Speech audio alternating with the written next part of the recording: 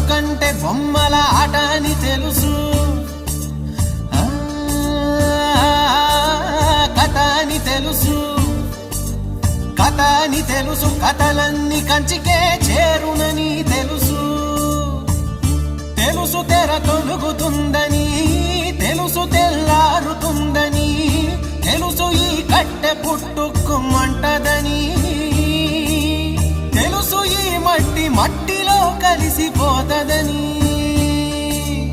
ఇన్ని తెలిసి ఇరకాటంలో పడిపోతావు ఎందుకని? మాయా